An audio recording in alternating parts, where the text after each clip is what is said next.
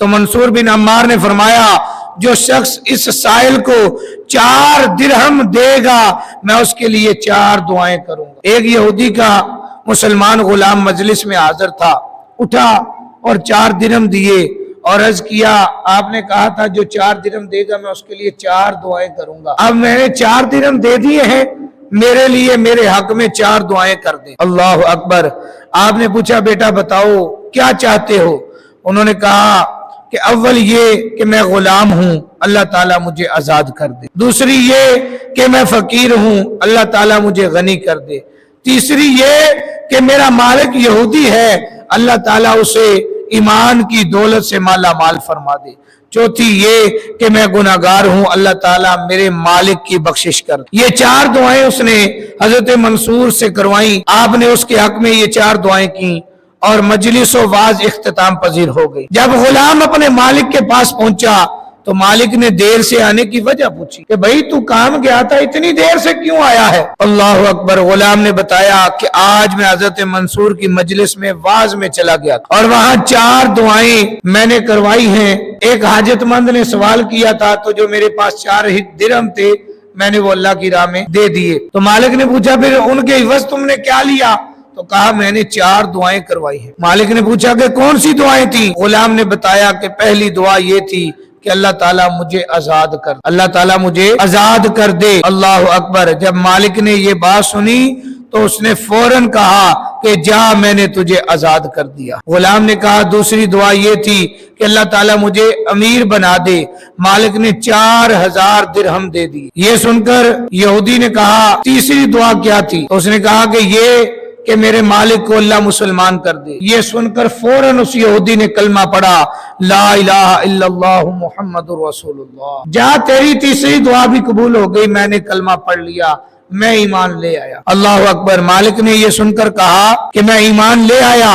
غلام نے مالک کو چوتھی دعا بتائی، وہ یہ تھی کہ اللہ میرے اور میرے مالک کے گناہ بخش دے۔ مالک نے یہ سن کر کہا کہ گناہوں کی مغفرت میرے قبضہ میں نہیں، 3 باتیں میرے اختیار میں تھی وہ میں نے کر دی، اب چوتھی بات جو ہے وہ اللہ کے اختیار میں ہے، اللہ جانے اور اللہ کا کام ہے، یہ اللہ کا کام ہے۔ سب سے پہلی دعا اس بچے نے یہ کروائی تھی کہ میں غلام ہوں مجھے آزادی مل جائے، دوسری دعا یہ کروائی تھی کہ میں غریب ہوں مجھے دولت مل جائے، تیسری دعا یہ کروائی تھی کہ میرا مالک ہے تو یہودی لیکن ہے بہت اچھا، اے اللہ تجھے ایمان کی دولت سے مالا مال کر دے۔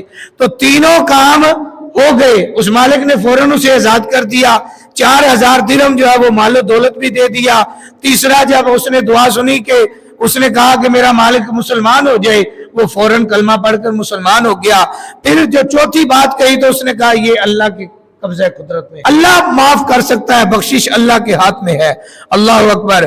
اس کے بعد دونوں سو جاتے ہیں۔ مالک نے خواب میں دیکھا کوئی کہنے والا کہہ رہا ہے اے غلام کے مالک جو تیری قدرت میں تھا وہ تو نے کر دکھایا، اب جو میری قدرت میں ہے وہ میں کرتا ہوں۔ اچھا غلام کے مالک میں نے تجھ کو اور تیرے غلام کو واز کرنے والے کو اور واز سننے والے کو بخش دی، سب کو ہم نے جنت عطا کر دی۔ اللہ والوں کی محفل میں بیٹھنے والا محروم نہیں رہتا، اس کی جولی بھر جاتی ہے، دونوں جہاں کی نعمتیں ملتی ہیں، یہ ہے اللہ والوں سے تعلق جوڑنے کا فائدہ۔ رمضان المبارک کے اختتام پر آقا کریم علیہ السلام نے فرمایا تمہارے روزے زمین اور آسمان کے درمیان معلق رہتے ہیں جب تک صدقہ فطر ادا نہ کر دیا جائے۔ جو بھی صاحب نصاب ہے، صاحب ثروت ہے، جس کو اللہ تعالیٰ نے دولت عطا فرمائی ہے، وہ اپنا اور اپنی نابالغ اولاد کا فطرانہ دے۔ قریبی رشتہ داروں میں کوئی غریب ہے، محلے میں کوئی غریب ہے، فوراً صدقہ فطر لے کر اس کے دروازے پر پہنچو۔ باقی دنوں میں غریب اور فقیر تیرے دروازے پر آتے ہیں، لیکن رمضان شریف میں صدقہ فطر دینے کے لیے تجھے غریب کے دروازے پر جانا چاہیے تاکہ اس کو بھی عید کی خوشیاں نصیب ہو جائیں۔ اللہ تعالی ہم سب کو عمل کی توفیق نصیب فرمائے۔ میرے بھائیوں، یہ رمضان المبارک کا مہینہ بڑی عظمتوں اور برکتوں والا مہینہ ہے۔ یہ گنتی کے ایام کیسے آئے اور آج 27واں روزہ ہے۔ हमसे जुदा होने वाले हैं, चंद दिन बाकी हैं, लेकिन असल मकसद जो है वो ये है कि इस महीने को फसले बहार कहा जाता है।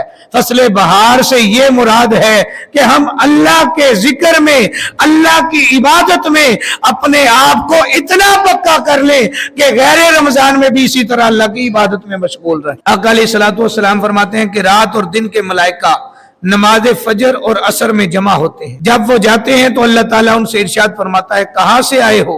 हालांकि अल्लाह जानता है। वो अर्ज करते हैं, तेरे बंदों के पास से। जब हम उनके पास गए तो वो नमाज पढ़ रहे थे और उन्हें नमाज पढ़ता छोड़कर तेरे पास हाजिर हुए। जब सुबह गए उस वक्त भी तेरा बंदा नमाज अदा कर रहा था, और शाम को वापस हुए तो उस वक्त भी तेरा बंदा नमाज अदा कर रहा था। आका अलैहिस्सलातु वस्सलाम इरशाद फरमाते हैं, बंदा जब नमाज के लिए खड़ा होता है तो उसके लिए जन्नतों के दरवाजे खोल दिए जाते हैं। अल्लाह अकबर, कुर्बान जाएं, ये आका करीम अलैहिस्सलातु वस्सलाम का सदका है कि ये फजीलत बंदे मोमन को अता की गई है कि नबी पाक सल्लल्लाहु अलैहि वसल्लम ने फरमाया, बंदा जब नमाज के लिए खड़ा होता है तो उसके लिए जन्नत के दरवाजे खोल दिए जाते हैं, उसके और उसके परवरदिगार के दरमियान से पर्दे हटा दिए जाते हैं, और हूरें उसका इस्तकबाल करती हैं जब तक ना नाक सिनके ना खंगारे। जब बंदा हालत नमाज में खड़ा होता है तो उसके लिए जन्नत के दरवाजे खोल दिए जाते हैं, हूरें उसके इस्तकबाल के लिए खड़ी हो जाती हैं, और अल्लाह और उसके दरमियान जो पर्दे हैं उनको हटा दिया जाता है। तो कितनी सआदत की बात। इसीलिए तो आका करीम अलैहिस्सलातु वस्सलाम ने फरमाया, सलातु मिअराजुल मोमिनीन, नमाज मोमिनीन की मेराज है। फिर आका अलैहिस्सलातु वस्सलाम ने फरमाया, नमाज जन्नत की कुंजी है और नमाज की कुंजी तहारत है। आका अलैहिस्सलातु वस्सलाम फरमाते हैं, नमाजी के लिए 3 करामतें हैं। नमाजी जब नमाज के लिए खड़ा होता है तो उसके सर से लेकर आसमान तक रहमत इलाही की घटा छा जाती है और नेकियां बारिश की तरह बरसाई जाती हैं। फरिश्ते नमाजी के कदमों से लेकर आसमान तक उसके चारों तरफ जमा हो जाते हैं। एक फरिश्ता पुकारता है, ऐ नमाजी, अगर तू देख ले तू किससे बातें कर रहा है तो तू कभी नमाज से हटना पसंद ही नहीं करे। तो नमाज है ही अल्लाह ताला से कलाम। आका करीम अलैहिस्सलातु वस्सलाम ने इरशाद फरमाया कि तुम नमाज इस तरह से पढ़ो कि ये तसव्वुर करो कि तुम अल्लाह को देख रहे हो। सहाबा इकराम ने अर्ज की, या रसूलल्लाह सल्लल्लाहु अलैहि वसल्लम, अल्लाह बड़ी जलालत वाला है, अगर कोई ये तसव्वुर ना कर सके तो आका करीम अलैहिस्सलातु वस्सलाम ने फरमाया, कम से कम ये तसव्वुर तो करो कि अल्लाह तुम्हें देख रहा। कल क़यामत के दिन अल्लाह तबारक व तआला इरशाद फरमाता है, जब जहन्नम से निकाल कर गुनाहगारों को जन्नत में दाखिल किया जाने लगेगा तो लोग उनसे सवाल पूछेंगे कि मा सलककुम फी सक़र, तुम्हें ये सजा क्यों मिली? तो वो बोलेंगे, कालू लम नकु मिनल मुसल्लीन, हम नमाज नहीं पढ़ते। आज हमारा आलम क्या है कि हम सिर्फ दिखलावे की नमाज पढ़ते हैं। जिस तरह पाबंदी के साथ हमें नमाज पढ़नी चाहिए, खुशबू खुजू के साथ नमाज का हक अदा करना चाहिए, हम वैसे नमाज नहीं पढ़ते। तो जब हम अल्लाह ताला की नाफरमानी करेंगे फिर अल्लाह की पकड़ बड़ी सख्त है। तो जो नमाज नहीं पढ़ते उनके मुतल्लिक अल्लाह तबारक व तआला ने इरशाद फरमाया, फवैलुल लिल मुसल्लीन अल्लज़ीना हुम अन सलातिहिम खाशिऊन सलातिहिम साहून, कि वेल है उन लोगों के लिए जो अपनी नमाज से बेखबर है, वक्त गुजार कर नमाज पढ़ते हैं। वैल जहन्नम में एक वादी है जिसकी सख्ती से जहन्नम भी पनाह मांगती, उसका नाम वैल है। कस्तन नमाज कज़ा करने वाले उसके मुस्तहिक है। अल्लाह तबारक व तआला हम सबको तौबा की तौफीक नसीब फरमाए। मेरे भाइयों, हमें नमाज की पाबंदी करनी चाहिए, हमें नमाज ज़ौक़ व शौक़ के साथ पढ़नी चाहिए। एक शख्स ने एक गुलाम खरीदा। गुलाम ने कहा कि मैं तुम्हारी गुलामी करूंगा, मेरी 3 शर्तें हैं। आप मुझे नमाज से मना नहीं करेंगे, मैं काम जितना कहोगे करूंगा। दिन को जो चाहे हुक्म दें, मुझे रात को काम नहीं कहें। दिन आपके लिए है, रात मेरे लिए है, मैं रात में जो मर्जी करूं। तीसरा, एक कमरा रहाइश के लिए अलग दे दें जिसमें मेरे सिवा कोई दूसरा दाखिल ना। उसके मालिक ने 3 शर्तें कबूल कर ली। फिर गुलाम के आका ने कहा, अपनी रहाइश के लिए कमरा पसंद कर। उसने सादा सा कमरा अपने लिए पसंद कर लिया। आका ने कहा, तुमने सादा और खराब कमरा क्यों पसंद किया है? गुलाम ने कहा कि अल्लाह ताला के जिक्र से, इसकी उसकी याद से सादा और खराब कमरा भी बागे बहार बन जाता है। वो गुलाम दिन को अपने आका की खिदमत करता, अपने आका के काम करता اور جب رات کی سیاہی ہر طرف پھیل جاتی، لوگ نیند کے مزے لوٹنے لگ جاتے، غلام اللہ تعالیٰ کی عبادت شروع کر دیتا، مناجات کرتا، روتا اور گر گڑاتا۔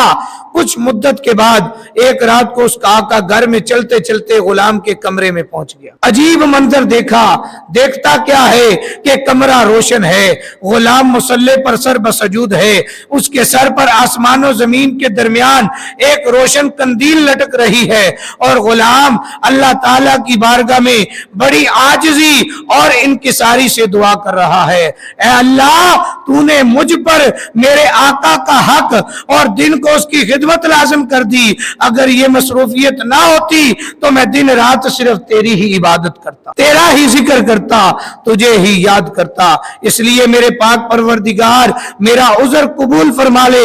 آقا دیکھتا رہا اور اس کی مناجات سنتا رہا، یہاں تک کہ صبح ہو گئی، روشن قندیل واپس آسمان کی طرف چلی گئی اور کمرے کی چھت مل گئی۔ یہ سارا منظر دیکھ کر آقا واپس آ گیا، یہ رات کا سارا واقعہ اپنی بیوی کے سامنے بیان کر دیا۔ دوسری رات اپنی بیوی کو بھی ساتھ لے کر غلام کے دروازے پر آ گیا، دیکھا کہ غلام سجدے میں پڑا ہے اور روشن قندیل اس کے سر پر ہے۔ یہ میاں بیوی منظر دیکھتے رہے اور روتے رہے۔ جب صبح ہوئی تو انہوں نے غلام کو بلا کر کہا، تم اللہ تعالیٰ کے لیے آزاد ہو تاکہ تم جو عذر پیش کر رہے تھے وہ دور ہو جائے اور تم یکسوئی کے ساتھ اللہ تعالیٰ کی عبادت کر سکو۔ غلام نے اپنا سر آسمان کی طرف اٹھایا اور کہا، اے صاحب راز، راز تو کھل گیا، اے صاحب راز، راز تو کھل گیا، اب راز کھلنے کے بعد میں زندگی نہیں چاہتا۔ بس اسی وقت وہ غلام گرا اور اس کی روح کف سے انصری سے پرواز کر۔ اللہ تعالیٰ کی عبادت کا کتنا ذوق ہے، کتنا شوق ہے، کسی کو پتہ بھی نہ چلے، اگر فاش ہو گیا تو دنیا میں رہنا بھی پسند نہ۔ تو میرے بھائیوں، یہی طریقہ ہمیں اپنانا چاہیے، اللہ تعالیٰ کی عبادت خشوع و خضوع کے ساتھ کریں، لیکن دکھلاوے کے لیے نہیں، اللہ تعالیٰ کی رضا کے لیے، اللہ تعالیٰ کی بارگاہ میں تقوی اور پرہیزگاری کے لیے۔ جب اس نیت کے ساتھ اللہ تعالیٰ کی عبادت کی جائے گی، پھر اللہ تعالیٰ اس بندے کو تقوی اور پرہیزگاری عطا فرمائے گا، اور پھر جسے اللہ تقوی اور پرہیزگاری عطا فرماتا ہے اس کے متعلق قرآن میں فرماتا ہے، ھدی للمتقین، ہدایت ہے متقی لوگوں کے لیے۔ پھر جو متقی ہوتے ہیں اللہ تعالیٰ فرماتا ہے، تلک الجنت التی نورث من عبادنا من کان تقیا، ہم نے جنت کا وارث متقی اور پرہیزگار لوگوں کو بنا دیا۔ تو میرے بھائیوں، اس ماہ مبارک کے گزرتے ہوئے ایام سے، ان جاتی ہوئی گھڑیوں سے ہمیں یہ عبرت حاصل کرنی چاہیے کہ ہم اللہ تبارک و تعالیٰ کی نافرمانی میں وقت نہ گزاریں، بلکہ اللہ تعالیٰ کی فرما برداری میں گزارے۔ اللہ تبارک و تعالیٰ کا کروڑ مرتبہ شکر ہے کہ اللہ تبارک و تعالیٰ نے ہمیں زندگی میں یہ ساعتیں، یہ برکتوں والے ایام، یہ برکتوں والی گھڑیاں عطا فرمائی ہیں۔ میرے بھائیوں، آنے والے سال پتہ نہیں ہم زندہ ہوں یا نہ ہوں، ہمیں یہ لمحات، یہ رمضان المبارک کا مہینہ ملے یا نہ ملے، لیکن یہ جو ایام رہ گئے ہیں، ان ایام میں اللہ تعالیٰ کی فرما برداری کرے، اللہ تعالیٰ کی بارگاہ میں سجدہ ریزی کرے، اللہ تعالیٰ کی بارگاہ میں توبہ و استغفار کرے، گڑ گڑا کر نادم و شرمندگی کے ساتھ اپنی خطاؤں سے معافی مانگیں، پھر اللہ تبارک و تعالیٰ کا فضل دیکھیں۔ اللہ تبارک و تعالیٰ اس ماہ مبارک کی ہر رات کو کئی ہزار گناہگاروں کو جہنم سے آزاد فرماتا ہے۔ جب تم اللہ کی بارگاہ میں ہاتھ اٹھاؤ گے، شاید ہمارا بھی ان میں جو ہے ذکر آ جائے، ہمارا بھی ان میں نام ہو جائے۔ اللہ تبارک و تعالی ہم سب کو عمل کی توفیق نصیب فرمائے۔